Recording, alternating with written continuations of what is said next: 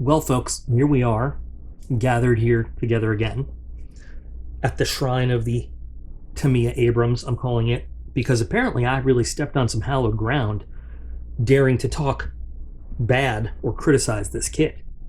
And I'll be honest, I cannot believe some of the angry comments people left because I dared to say something negative about this Tamiya kit.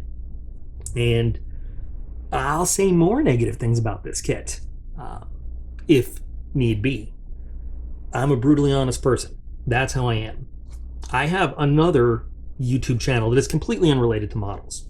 It's a whole different community, but one of the only some people, one of the only reasons they watch me is because when I unbox, when I review something, I am brutally, cruelly honest about a product. And you know, to me, that's the most important thing.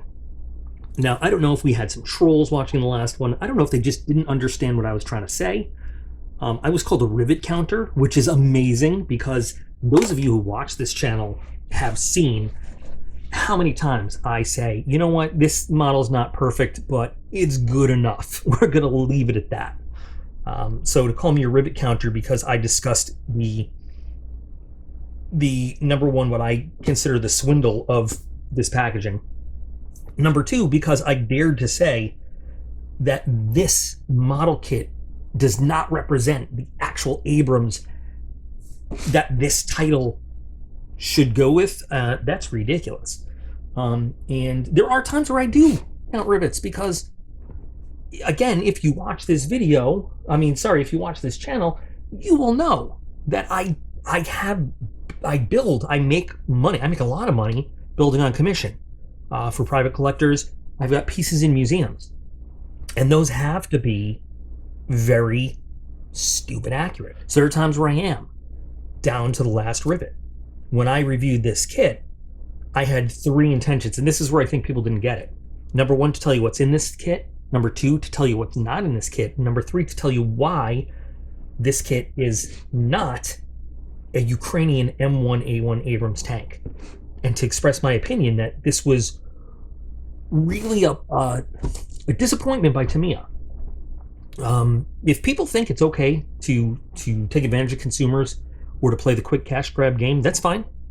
I don't think it is. I think that companies owe the consumer the best value for their money, no matter what the industry is, all the time. I don't know about you guys. I don't know about anybody that watches this channel. I work for my money. I earn my money. And I don't think it's cool to throw it away. I think that every dollar I spend should get the most bang for the buck, for lack of a better word. So I'm going to follow up and maybe try to clear the air a little bit. Maybe I don't know. I'm going to err on the side of caution. I'm going to say maybe I misspoke. Maybe I did not properly express what I was trying to say about this kit. I'm going to explain to you using references from actual Tamiya kits why what I said is valid and why this is not good enough for what they are trying to get our money for. And of course, anybody's opinion is valid. An opinion is valid. Facts are facts. You can't argue a fact. Fact is, this kit does not build an M1A1 SA. A fact is, the Ukrainian army is equipped with the M1A1 SA. A fact is, this model kit is not an accurate M1A1 Abrams 100% in the first place. Now, before I go further, I do want to own up to one misspeak, a mistake I did make, something I said I didn't mean to say in the old video, and maybe that is what people are reacting to here. I did say the words, "This is a terrible kit," because I rewatched it. And I shouldn't have said that, because what I was referring to was this and this together. This kit here, this model kit, these pieces, this kit, the actual M1A1 Abrams kit by Tamiya, is a good kit. The tank itself, for 1992, as a release of an M1 Abrams, and let's go back to 1992 for a second. At that time, we had 4 Abrams M1A1 Abrams kits on the market. We had Tamiya, we had Academy, we had Dragon, and we had ESCI Ertl. Dragon had great details. Dragon also had the worst fit, and none of these tanks are 100% accurate. And I'm going to address the accuracy thing in a minute, related to rivet counting or whatever. The Dragon kit was just a hassle to build. The ESCI Ertl kit was the least accurate of all of them, and also a pain to build. The Academy kit, if you look at the pieces and even the sprue layouts, was a copy of the Tamiya kit, and it was not a very good one at that. If you look, you actually compare sprues. Their road wheel sprues, whatever they labeled theirs, was a direct copy of the Tamiya sprue A, except they copied the older one when this kit was meant to be mechanized. They actually have the gear sprockets that are meant to turn a rubber track rather than the actual proper scale models. But if you look, you'll see the actual Tamiya molding, just some of it in the exact same positions on the sprue, some of it moved around in different positions, so it looks different. Some pieces different, some exactly the same. The Academy kit was the Tamiya kit copied, and you know those kind of when like you make a copy of something, you'll lose some quality in the copied image. That's what went on with the Academy kit. So the Tamiya kit in 1992 when it came out was the best of what we had. It was the best quality M1A1 kit you could get, and it was a good kit. I did not mean to say this was a terrible model kit. As I said in the original video, I built several of them. What makes this kit so good compared to the other kits out there is that there is good detail, is that it builds great. The fit is nearly perfect. There's some areas where it can improve. And it's just a fun kit to build. As an M1A1 early model vanilla Abrams, it's a good kit. As an M1A1 Abrams tank that would be assigned to Ukraine, that would be serving Ukraine, that would have anything to do with Ukraine, it's a terrible kit because it does not represent that vehicle. It is a good kit. And so I do take the hit, and I do apologize if some of the response to the video was directed at me calling this a terrible kit, because that's not what I intended, and that is not what I should have said. And I should have been more clear about that. I should have picked my words better to reflect what I was talking about and what I was not talking about. When we talk about rivet counting, I do not believe that rivet counting equals, saying I want my kit to be an accurate representation. As I build up this kit and I make the modifications to represent not an 90s era, I'm going to keep using the term because that's what we used in the Army, vanilla M1A1 Abrams, and I modified to the M1A1 SA standard. There are a lot of details in this kit that are still going to be just not quite correct, and I'm not gonna bend every bar. I'm not gonna change every grab handle. I'm not going to do every single little tiny thing that needs to be corrected in this kit. I'm gonna do the obvious ones that somebody could notice if they were standing on the ground and they had two vehicles in front of them, and they had a vanilla M1A1 over here and an M1A1 SA over here. And they could look at each vehicle, and they could, with their naked eyes, just looking at that, say, oh, that's different, oh, that's different, oh, that's different, oh, that's different. To me, that's not rivet counting. To me, rivet counting would be, on this kit, the scale width of that wire over there is a little bit too big, so I need to replace that. And there should be two handles on this panel instead of one, and we need to change the actual size of these bolts are wrong. That's rivet counting. Okay, to say that I want a build to accurately reflect what it is in real life is not that. In fact, what blows my mind is how many people said they don't care if they're building an accurate model. I've never heard that before in my life, and I'm a member of a lot of Facebook groups. I contribute on a lot of forums, and I've never heard anybody say, I don't care if this model is accurate or looks right. I hear the exact opposite all the time from a lot of people. I want more realism. I want this to look the most as realistic as it can. I do understand some people saying, look, I don't want to put any extra effort into it. I'm just going to build out of the box. Fine. I've done that. I've done that plenty of times. But in any case, I do, since I did start talking about, I think the video is misinterpreted, I do absolutely want to say that there is something I said. Like, before we even go on, I want to say I take the onus on misspeaking and saying something negative that could be interpreted about the Tamiya Abrams kit itself. Okay, with that said, I think now we can probably move on to some other stuff. You know, I have answered some of the comments, because I do that. I do that on my other channel too. I answer comments. I don't leave people hanging. You know, if you take the time to write a comment, I'm going to try to take the time to answer them. Some of the comments that people made, I think, were crazy, but let's get into this. So, to start off, I actually already started building this, because what I said in the beginning of the video was that I bought this. One of the comments was, you know, completely crazy. Why did you buy it if you knew it wasn't a good kit? And obviously they didn't listen to the video at all, because what I said was in the video was, I bought this kit because I got an amazingly good deal on it, and then I started looking it up and seeing what was in it. So pay attention to the video in the first place, and I'll explain that. I know a guy who knows a guy who knows a guy, and I was offered this kit, I'm going to tell you, for $15, no shipping, which is basically at cost for a retailer, because so it's hard to say no to that. One of the things you have to remember about me, again, if you're new to this channel and you haven't listened to my videos, I have 21 years in military service in the U.S. military. The first 8 were in the United States Army. After that, I switched to the Air Force because I wanted a job that is only in the United States Air Force. It's not in the Army. I ended up spending the next 13 years in the close air support world. Not a pilot, but, doing the tactical air control to call in close air support and everything. So maybe I have a little bit more of a handle on what is quote unquote accurate in terms of military weaponry.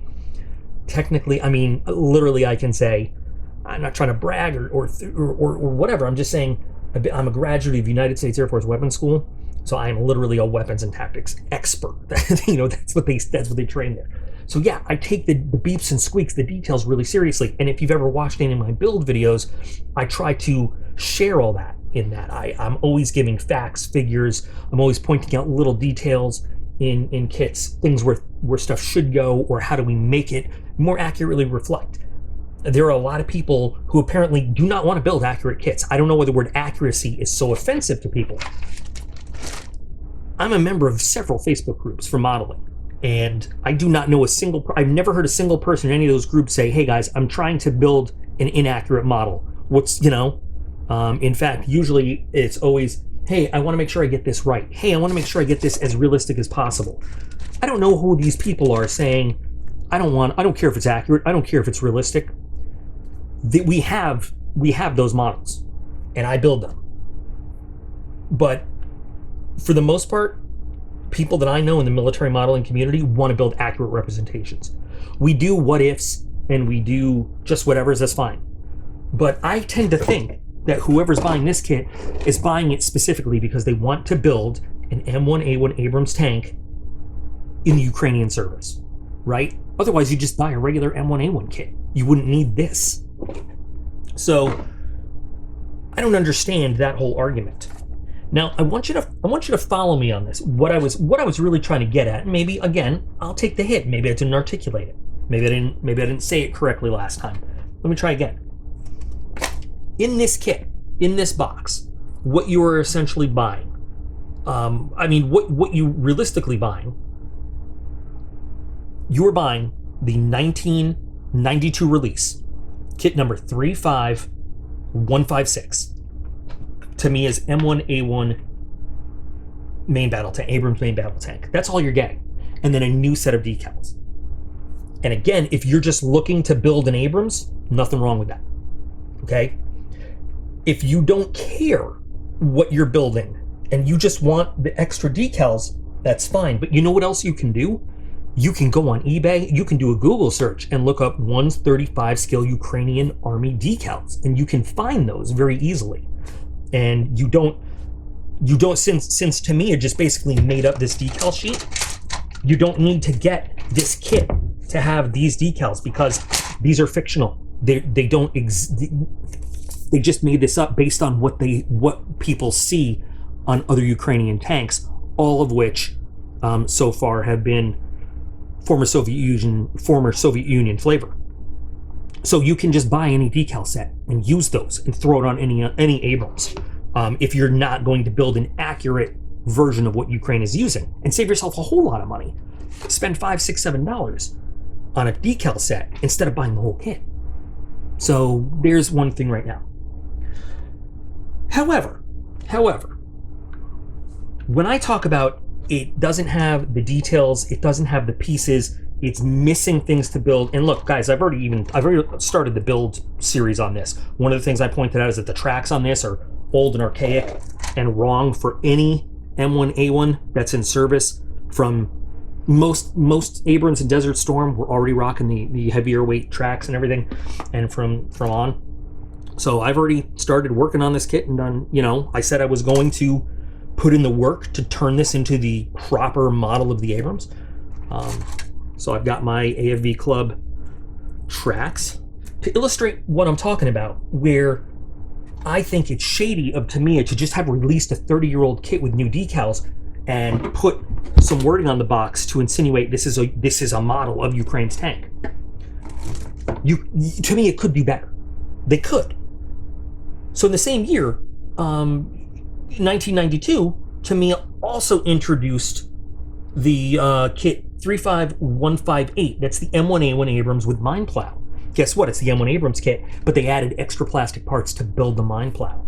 So they've already shown that they have perfect ability to add extra plastic parts to do different versions. Now I know adding a mine plow is not a different version of the tank, but we're going to get there. But it just shows that they can do more than just repackaging the original kit. They already were planning on the original kit to add different things to it to make it more than just the basic M1A1 kit. Fast forward to 2003, Tamiya puts out another kit. It's based on the same kit. It's based on the M1A1 kit that we're looking at right here. It's kit number 35269.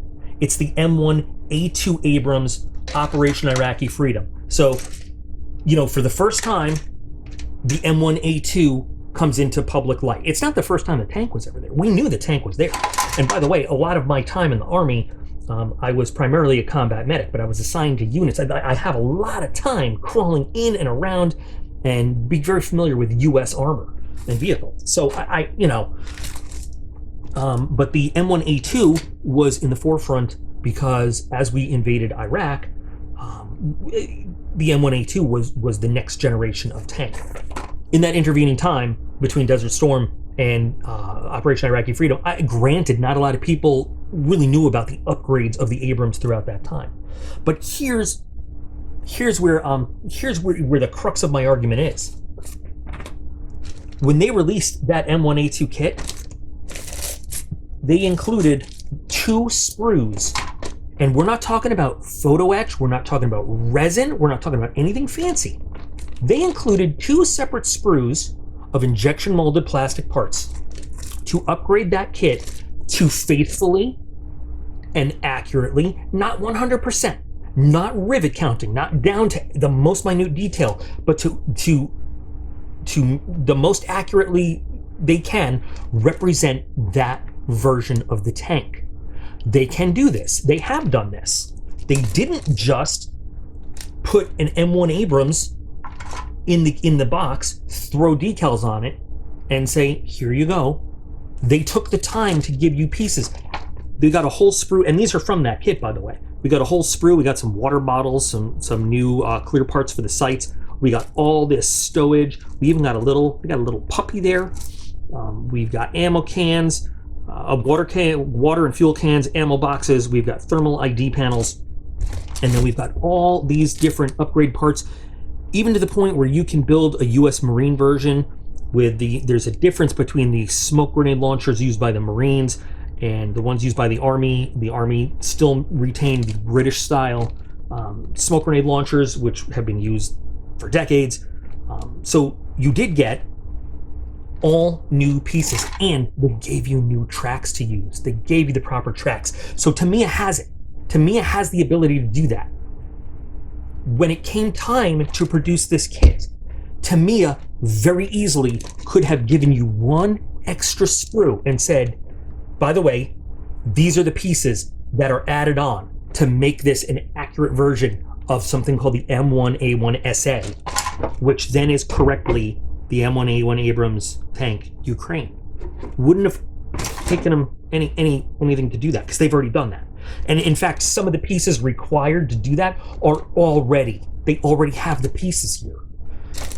So I'm not gonna go into which is, but you've got the APU for the turret bustle rack. We've already got some of the pieces here on this sprue right here. For my build, I've got, what's not in here? On their M1A2, they've got the new style ammunition blowout panels. That is correct for the newer version of the M1A1 SA instead of these old style. There's just differences. The new style main sight housing. They could have done this. They easily could have done this instead of just repackaging the 30-year-old kit as is and throwing in new decals. And that's what I was trying to get at. Tamiya could have given their customers a really well thought out, really well done, correct kit, instead of taking the easiest, most cost efficient way for them, most profit driven way for them, and said, we're not, the M1A1 kit has entirely, these are not them, it has entirely new instructions. Even though the kit is based on this old kit, the M1A2 is based on this old M1A1 kit, they didn't just give you the old instructions and then a pamphlet as an addition. They gave you entirely new instructions to follow to build it. So that's what I was trying to get at when I was talking about this kit. I was not saying anything negative about the buildup of this kit at all. My youngest son is 9 years old. He loves to build models with me. He started with aircraft and now he's getting into tanks. The very first one I had him build was Tamiya's 135 M41 Walker Bulldog, because it is just one of the simplest tanks you can build, but it still looks really good. And one of the next ones I was going to move him up to was this Tamiya M1A1 Abrams, because they're plentiful, they're relatively easy to build, they're fairly detailed for what you get, and like I said, are they 100% accurate to what an M1A1 really is detailed as? No. But that's okay.